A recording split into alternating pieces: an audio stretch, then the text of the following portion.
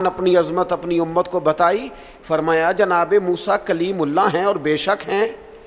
حضرت عیسیٰ روح اللہ ہیں اور بے شک ہیں، فرمایا جناب اسماعیل ذبیح اللہ ہیں اور بے شک ہیں، حضرت ابراہیم خلیل اللہ ہیں اور ہیں، لیکن فرمایا اعلیٰ وانا حبیب اللہ، یہ یاد رکھنا مجھے اللہ نے اپنا محبوب بنایا ہے۔ حضرت ابراہیم علیہ السلام کی عظمت، ایک شخص نے حضور کی بارگاہ میں آ کے عرض کی یا خیر البریہ، اے ساری مخلوق سے بہتر، تو محبوب نے مسکرا کے دیکھا، آنکھیں کھولی، محبت بھرے انداز میں فرمایا یہ جو تم نے مجھے خیر البریہ کہا ہے نا، یہ تو حضرت ابراہیم علیہ السلام ہے۔ گویا حضور فرمانے لگے یہ لقب جناب ابراہیم کا ہے، اپنے اپنے القابات ہوتے ہیں نا، آج کل القابات چوری کرنے کا بھی بڑا مزاج ہے، بڑا مزاج ہے، سب کو لقب چوری کرنے، یہ بھی میرا حصہ ہے، یہ بھی میرا حصہ ہے، یہ بھی میرا۔ خلیل اللہ انہی کا لقب ہے، اور حضور نے سب کی عظمتیں بیان کر کے اپنی شان اپنی عظمت اپنی امت کو بتائی، فرمایا جناب موسیٰ کلیم اللہ ہیں اور بے شک ہیں، حضرت عیسیٰ روح اللہ ہیں اور بے شک ہیں، فرمایا جناب اسماعیل ذبیح اللہ ہیں اور بے شک ہیں، حضرت ابراہیم خلیل اللہ ہیں اور ہیں، لیکن فرمایا اعلیٰ وانا حبیب اللہ، یہ یاد رکھنا مجھے اللہ نے اپنا محبوب بنایا ہے۔ میں محبوب ہوں، اس بات کا تو یعنی ان کی عظمتوں کی موجودگی میں، وہ کسی نے اعلیٰ حضرت کے سامنے کہا تھا نا شان یوسف جو گھٹی وہ بھی اسی در پہ گھٹی، تو فرمایا یہ غلط بات تو نے کیوں کی، حضور کسی کو گھٹانے تو آئی نہیں۔ کہا پھر کیا کہنا چاہیے، فرمایا کہو شان یوسف جو بڑی وہ بھی اسی در سے بڑی، یہیں سے کرم ہوا جناب یوسف پر، ان کے تذکرے قرآن پاک میں آئے، قیامت تک جناب یوسف کا نام تلاوت کیا جائے گا۔ تو نبی پاک نے جناب ابراہیم علیہ السلام کی عظمتوں کو فرمایا خیر البریہ تو ان کا لقب ہے، یہ تو ان کو کہا جاتا ہے، حضور کے جو القابات ہیں وہ تو گنے نہیں نہ جا سکتے، لیکن نبی پاک علیہ السلام تو شانے دینے آئے ہیں نا، عظمت عطا فرماتے ہیں۔ حضرت ابراہیم کی عظمت جو امت کے دلوں میں حضور نے بٹھائی ہے، ان کی بلندی، ان کی شان، ان کا مرتبہ، ان کا مقام، میں نے کہا حضور امام الانبیاء ہیں، حضور سرور انبیاء ہیں، نبی پاک علیہ السلام امام ہیں جناب ابراہیم کی۔ حضرت ابراہیم نے بیت المقدس میں حضور کے پیچھے نماز ادا کی ہے، پر حضور فرمانے لگے ہر نبی نے نبیوں میں سے کسی نہ کسی کو دوست بنایا، نبیوں کی نبیوں سے دوستیاں ہوئیں، تو فوراً ذہن کی سطح پر سوال اٹھتا تھا حضور آپ کا دوست کون ہے؟ انبیاء کی صفوں میں ایک دوسرے سے دوستیاں لگیں، ہر نبی کی کسی پیغمبر سے دوستی ہوئی، تو یا رسول اللہ آپ کا دوست کون ہے؟ حضور فرمانے لگے میرے دوست وہی ہیں جنہیں اللہ نے اپنا خلیل بنایا ہے، واتخذ اللہ ابراہیم خلیلا، وہ میرے دوست ہیں جنہیں اللہ نے اپنا دوست بنایا۔ اور بعض چیزیں تو ایسی باریک ہیں کہ وہ جیسے بندہ زیادہ گہرائی میں نہیں اتر جاتا، زیادہ باریک ہو جاتا ہے اور چیزوں کو بڑی قریب کی سطح تک آ کے اس خوبصورتی اور اس کا حسن ملاحظہ کرتا ہے، اور انسان ان ساری نسبتوں سے بھی پیار کرتا ہے جن کا تعلق محبوب سے ہو جاتا ہے، ان گلیوں سے بھی پیار ہو جاتا ہے، ان رستوں سے بھی پیار ہو جاتا ہے۔ کسی نے بابا فرید سے رستہ پوچھا تھا دلی میں کسی شہر کا، کسی محلے کا، کسی علاقے کا، تو فرمانے لگے نہیں آتا۔ کب سے ہو دلی میں؟ فرمانے لگے سالوں بیت گئے۔ تو کہا گلی کا نہیں آتا؟ کہنے لگے دو رستے مجھے بالکل صحیح آتے ہیں، دو بالکل صحیح آتے ہیں رستے، بالکل پکے، ایک جو خواجہ قطب الدین صاحب کے گھر جاتا ہے، اور دوسرا اگر وہ حکم دیں تو جو واپس آتا ہے۔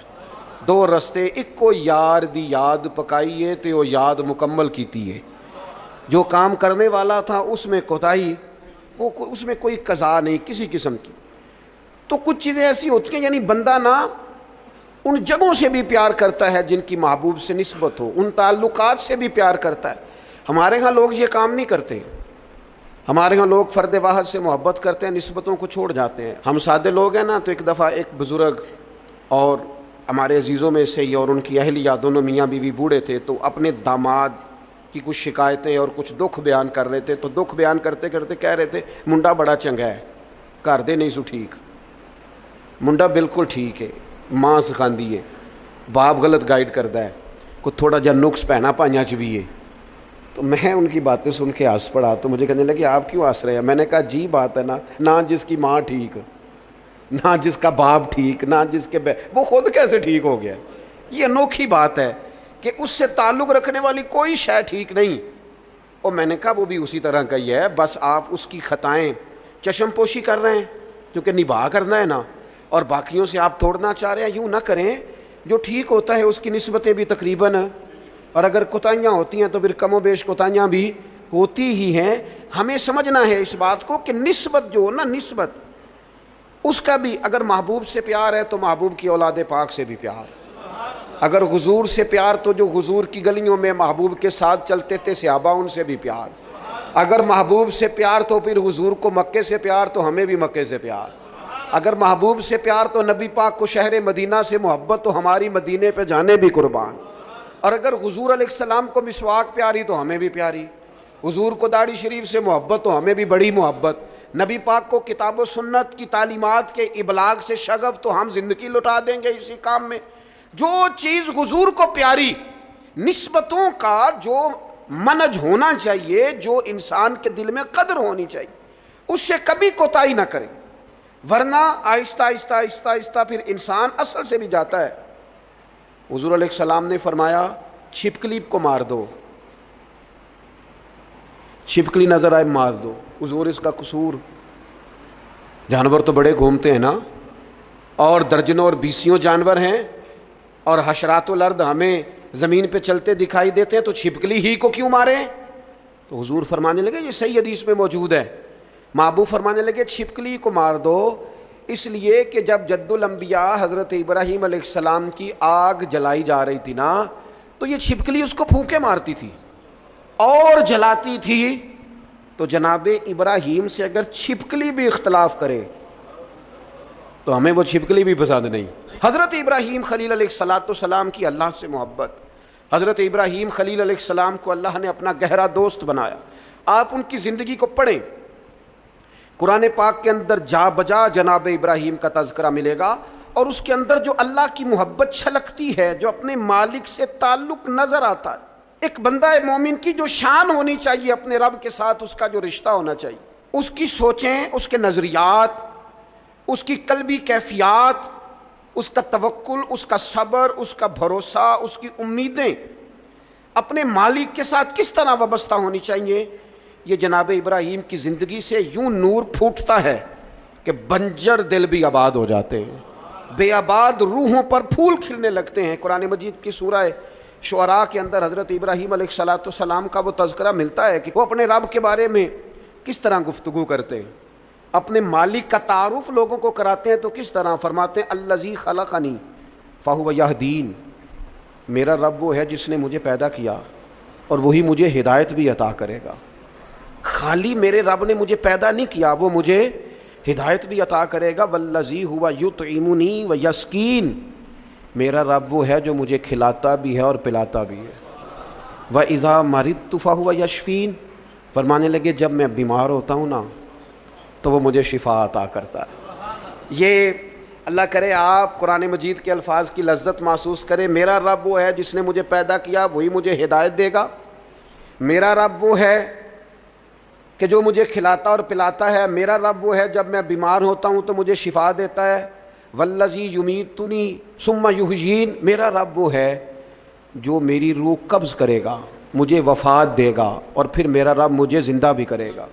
اور فرمایا والذی اطمع ان یغفر لی خطیئتی یوم الدین، قربان جائیں، لفظ دیکھیں، عاجزی دیکھیں۔ اللہ کے نبی تو معصوم ہوتے ہیں، خطاؤں سے پاک ہوتے ہیں، لیکن فرمانے لگے پھر مجھے امید ہے کہ میرا رب قیامت کے دن میری خطائیں بھی معاف فرما دے گا، میرا رب قیامت کے دن میری خطائیں بھی معاف کر دے گا۔ یہ حضرت ابراہیم علیہ السلام اپنے مالک کا تعارف کرا رہے ہیں، تذکرہ ہو رہا ہے۔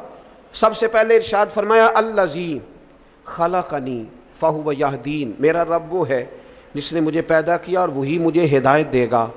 اللہ کریم نے نا انسان کو صرف پیدا نہیں کیا، اس کی ہدایت کا بندوبست بھی فرمایا۔ حضرت آدم علیہ السلام جب زمین میں تشریف لائے تو رب کریم نے فرمایا جو میری ہدایت کی پیروی کرے گا نا، زمین پہ اتر جاؤ، اور پھر جو شخص فمن تبع ہدایا، جو پیروی کرے گا نا اس ہدایت کی جو میری طرف سے آئے گی، تو فلا خوف علیہم ولا ہم یحزنون،